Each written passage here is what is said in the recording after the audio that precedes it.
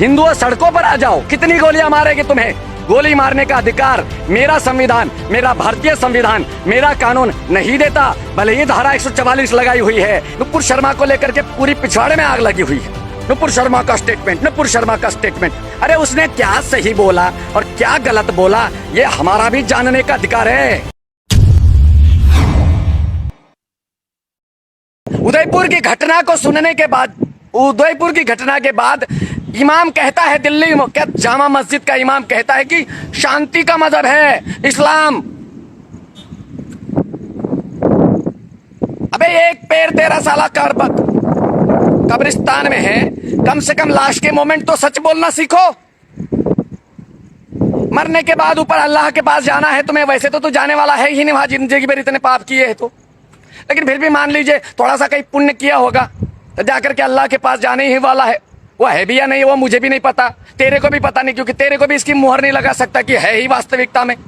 लेकिन अगर मान लीजिए तू वहां जाता है तो कौन सा मुंह दिखाएगा? झूठे, इस्लाम शांति का मजहब है। अगर शांति का मजहब होता तो एक लाचार की हत्या नहीं होती। शांति का मजहब होता तो कानपुर में धार्मिक आयोजन हो रहा है, रैली चल रही है वहां भगवान श्री राम की, और वहां पथराव नहीं होता।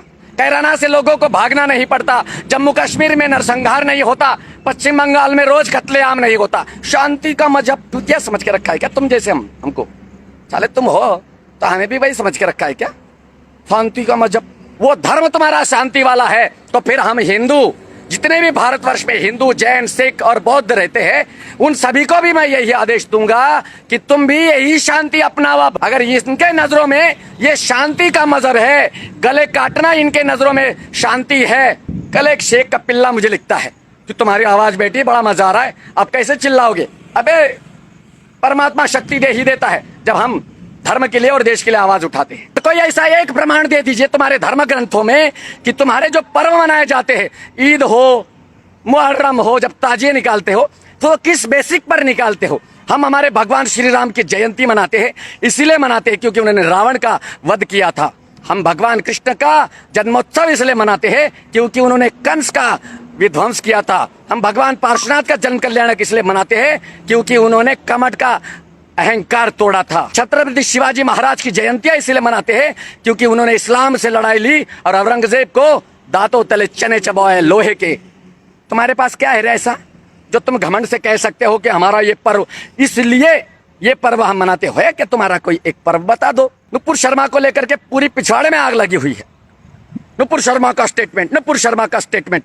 अरे उसने क्या सही बोला और क्या गलत बोला, ये हमारा भी जानने का अधिकार है। अगर सही बोला है तो क्या बोला है, और गलत बोला है तो क्या बोला है, प्रमाणित तो करो। लेकिन तुम जानते हो कि तुम गलत हो, सही है वो। बस मजहब के नाम पर गला काटना है। और वो कहता है, शांति का दूत बनकर के बैठा है मौलाना, कहता है कि इस्लाम शांति का मजहब है। मैंने अभी ट्विटर पर पोस्ट देखी, इसलिए मुझे लाइव आना पड़ा इस विषय में बात करने के लिए। कहता है शांति का मजहब। अब जब मैंने कारण गिना दिए है शांति क्या होती है, गला काटना शांति है, पथराव करना शांति है, माता बहनों के रेप करना शांति है, लव जिहाद करना शांति है, लैंड जिहाद करना शांति है, व्यापार जिहाद करना शांति है, भोजन में थूकना शांति है, तो फिर धर्म क्या है? धर्म की व्याख्या तुम्हें पता ही नहीं है। जब कबीलों के अंदर अपने ही माता बहनों पर चढ़ जाने वाली जाति तुम्हारी, तुम हमें सिखाओगे धर्म क्या होता है? एक स्टेटमेंट देने का आओ, एक कमीना हैदराबाद में बैठा हुआ अकरा, साला शक्ल तो चूहे जैसे लिखते हैं, ऐसा चूहा जैसा पिचका हुआ है, चाइना वाला वैसा भी कटक करके काट के खाने वाला है। उस चूहे को ऐसी शक्ल अकबरुद्दीन ओवैसी की, वो स्टेटमेंट देता है, नाम ले रहा है एक हिंदू का और मुसलमान 4 जो मरे हैं उनका नाम ले रहा है। ये दंगा फैलाने वाले लोग हैं। सरकार इन पर क्यों कटाक्ष नहीं करती? अभी मेरी उदयपुर से मेरे शिष्य मनोज परमार से बात हुई, उन्होंने कहा महाराज जी धारा 144 लगाई हुई है राजस्थान में। मैंने कहा तोड़ दो राजस्थान की तो 144 धारा, हिंदुओं सड़कों पर आ जाओ, कितनी गोलियां मारेगी तुम्हें? गोली मारने का अधिकार मेरा संविधान, मेरा भारतीय संविधान, मेरा कानून नहीं देता। भले ही धारा 144 लगाई हुई है क्योंकि गोली चलाने के लिए तुम्हारे पास पुख्ता कारण होना चाहिए कि इसलिए तुम्हें गोली चलानी पड़ेगी।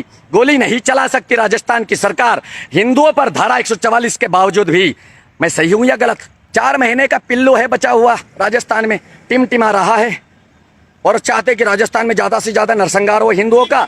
जाते जाते ये मारना चाहते हुए हिंदुओं को। कांग्रेस कभी हिंदुओं के साथ खुले आम खड़ी ही नहीं रही, बस हिंदुओं का कत्ल करना ही इनका मकसद एकमात्र रहा। लेकिन फिर भी कांग्रेस के साथ जो भी हिंदू है, समझना उनके सारों के डीएनए में बहुत ही बड़ा ज्यादा फॉल्ट है।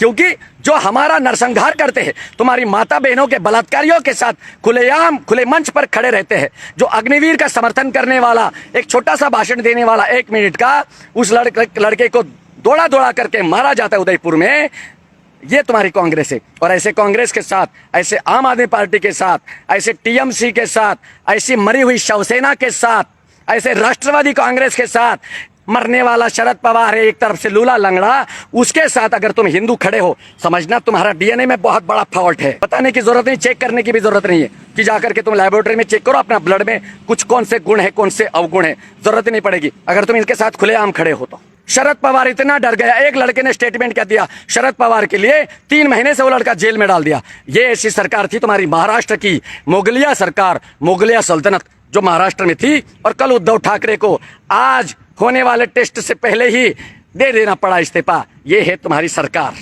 ये है उद्धव सिंह ठाकरे।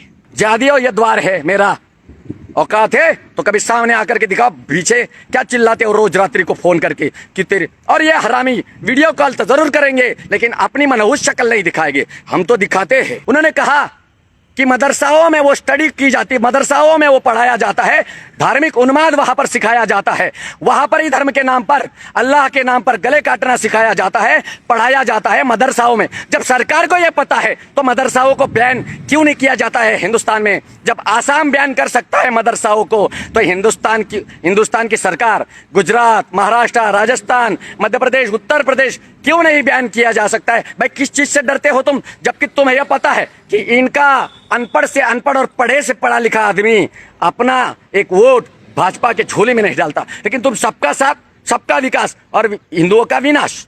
पता नहीं किस हरामखोर ने ये लाइन जोड़ दी, हिंदू मुसलमान भाई भाई। अबे ये शिया सुन्नी के भाई नहीं हुए, सुन्नी शियाओं के भाई नहीं हुए। पाकिस्तान में मुसलमान मुसलमानों का गला काटता है, अफगानिस्तान में मुसलमान मुसलमानों का गला काटता है। 57 मुसलमानों के देशों में हिंदू नहीं है, वहां मुसलमान मुसलमान को मारता है। ब्लास्ट शियाओं के मस्जिदों में सुन्नी ब्लास्ट करते हैं, सुन्नी को शिया मारता है। जब ये हमारे उनके अपने नहीं, तुम्हारे क्या घंटा हो जाएंगे? हिंदू ही हिंदू का भाई है, फिर वो किसी भी जाति व्यवस्था में पैदा हुआ व्यक्ति क्यों ना हो, हिंदू है बस, वो हमारा भाई है।